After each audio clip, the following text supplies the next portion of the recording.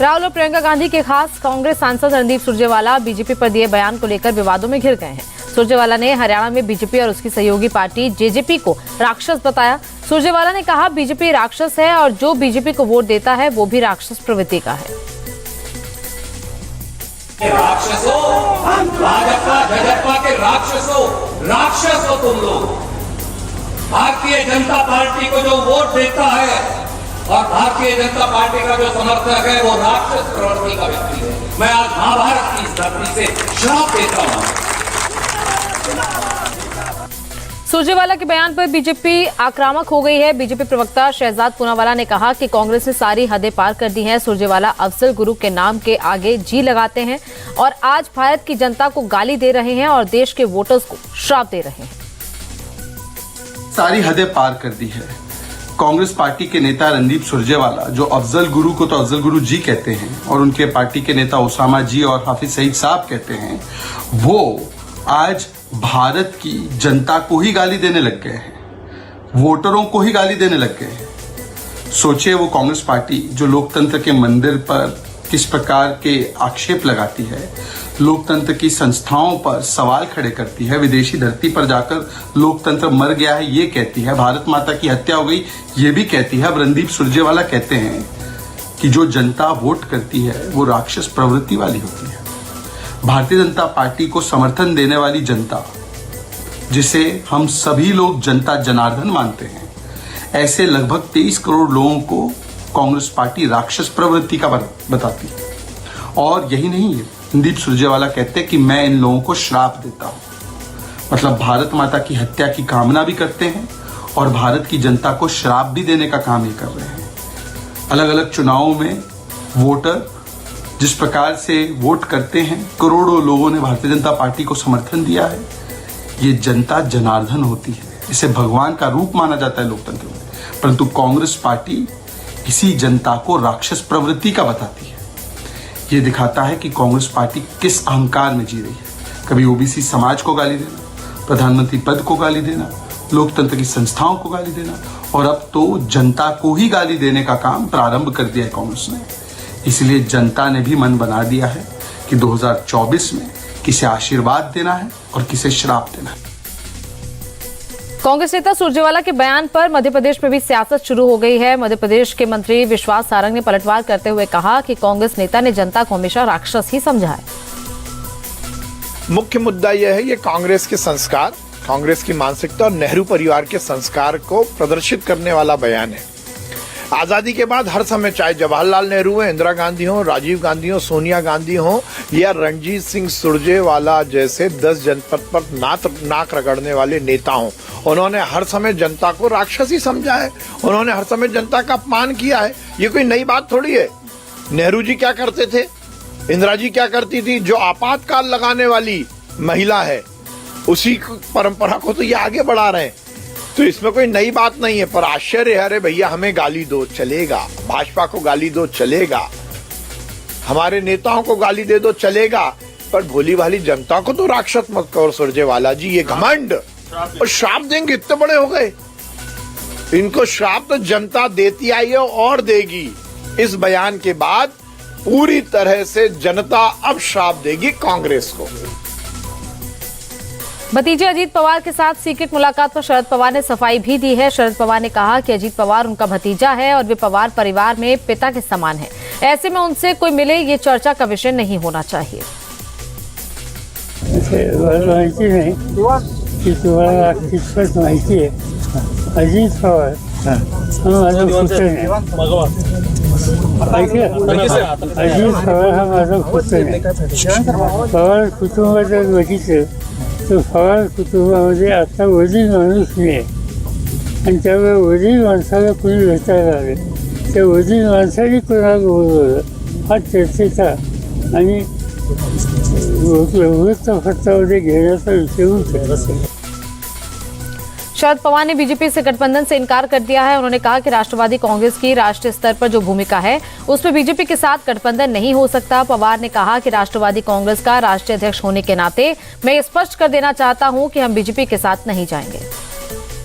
राष्ट्रवादी कांग्रेस पक्षाच्या राजकीय धोरणामध्ये भाजपच्या बरोबर असोसिएशन हे होतच नाही आणि त्यामुळं आम्ही कुणीही भाजपच्या बरोबर नाही.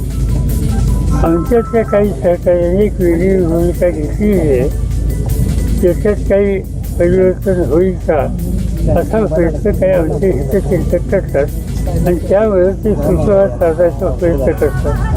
पण राष्ट्रवादी काँग्रेस पक्षाचा राष्ट्रीय अध्यक्ष म्हणून मी स्वच्छ भूमिका या ठिकाणी सांगतो की राष्ट्रवादी काँग्रेस पक्ष भाजपच्यावर जाणार नाही. शरद पवार की भतीजे अजीत पवार से मुलाकात पर संजय राउत ने बयान दिया है. राउत ने कहा कि मुलाकात को लेकर लोगों के बीच भ्रम पैदा हुआ है. इसको लेकर शरद पवार से बात की जाएगी क्योंकि इस तरह की मुलाकात के बाद लोग सवाल उठाते हैं.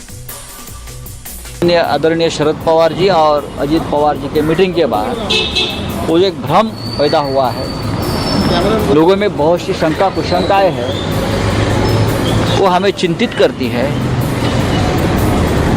इस बारे में हमारी चर्चा हुई और ये जल्दी से जल्दी उस बारे में ये भ्रम जो है ये ख़त्म होना चाहिए. इस पर हम सबका एकमत हुआ है. जल्दी ही हम इस बारे में श्री शरद पवार जी से बात करेंगे. पवार बड़े नेता है, अगर कोई बीजेपी के साथ चला गया है, बीजेपी के साथ सरकार में शामिल है, चाहे करीबी हो, रिश्तेदार हो, जैसे हम भी करते हैं, तो हमको कठोर निर्णय लेना पड़ता है. उसका एक परिणाम हमारे अलायंस पे होगा, लोगों पर हो सकता है. लोग भ्रमित होते हैं, लोग हमसे सवाल पूछते हैं, तो हमारे पास जवाब नहीं है. इसलिए आज नाना पटोले जी आए थे मातोश्री पर और उस बारे में चिंता व्यक्त. दरभंगा विवाद पर रविशंकर प्रसाद ने विपक्ष को जवाब दिया है. उन्होंने कहा देश में अब 24 ऐसे एम्स हैं जो और बिहार में भी 2 एम्स होंगे, लेकिन दरभंगा में नीतीश कुमार ने एम्स के लिए जलभराव वाली जगह दी है और वो मुद्दे पर सिर्फ राजनीति कर रहे हैं. ये दरभंगा एम्स को लेकर के जो पूरा विवाद चल रहा है, इसका कोई मतलब है क्या? पहले सिर्फ एक एम्स होता था, अब 24 एम्स हो गया है. वाजपेयी जी ने एम्स की संख्या बढ़ाई और मोदी जी के आने के बाद वो संख्या 15 से बढ़कर 23-24 हो गई. अधिकांश प्रदेशों को एक एम्स मिला है. हम लोग के प्रयास से बिहार में 2 एम्स है, एक पटना, दूसरा दरभंगा. पहले नीतीश बाबू ने जमीन दिया दरभंगा मेडिकल कॉलेज में, बाद में बदल दिया, और जो नई जमीन दी गई है वो बहुत गड्ढे में है, वो पानी भराव का क्षेत्र है. तो मिथिला के लोगों की सेवा करने की इच्छा है या राजनीति करने की इच्छा है? भारत सरकार तैयार है, फंड तैयार है, करने को तैयार है. नीतीश बाबू राजनीति मत करिए. अगर जो वहां के स्वास्थ्य सचिव राजेश भूषण ने बिहार के पदाधिकारियों को पत्र लिखकर जो तकनीकी खामियां बताई हैं, जिसके कारण कठिनाई होगी, जल भराव होगा, मरीजों को दिक्कत होगी, उसका समाधान निकालिए ना. मैं आपसे पूछता हूं, हर बाढ़ में दरभंगा मेडिकल कॉलेज में पानी भरता है कि नहीं भरता है? आप दिखाते हैं ना. तो क्या उससे भी विभत्स स्थिति आए वहां पर? एम्स बहुत बड़ी चीज होती है ना. 750 बेड है, सैकड़ों करोड़ रुपया खर्चा होंगे पूरे मिथिलांचल के लोगों. आज देखिए, एक दरभंगा में एयरपोर्ट बना था, पूरे मिथिलांचल और उत्तर भारत के लोग, उत्तर बिहार के लोग वहीं चलते हैं कि नहीं? वही यार हेल्थ केयर में भी होगा. तो ये पूरा जो विवाद है बेबुनियाद है. नीतीश बाबू पहल करिए समाधान में. आपके सांसद क्यों कह रहे हैं कि सहरसा में एम्स खुले? तो आप ही के सांसद है ना. नियत नहीं ठीक है क्या? जम्मू कश्मीर के एलजी मनोज सिन्हा ने कहा अब प्रदेश में आवाम के लिए घुटन वाला माहौल नहीं बनने देना है और इसका संकल्प जम्मू कश्मीर के नौजवानों को लेना है. जिस वजह से यहाँ आवाम को 30-35 सालों तक घुटन में जीना पड़ा, वैसी व्यवस्था को भविष्य में आने नहीं देना है. इसका संकल्प इस आज़ादी के अमृत काल में यहाँ के नौजवानों को लेना है. हमारे जम्मू कश्मीर के नौजवानों के भीतर स्वार्थ नहीं, उनका हर कदम राष्ट्र निर्माण की दिशा में स्वाभाविक रूप से उठ रहा है। पिछले कुछ वर्षों में उनकी सुनहरी उपलब्धियों से भरे हुए हैं।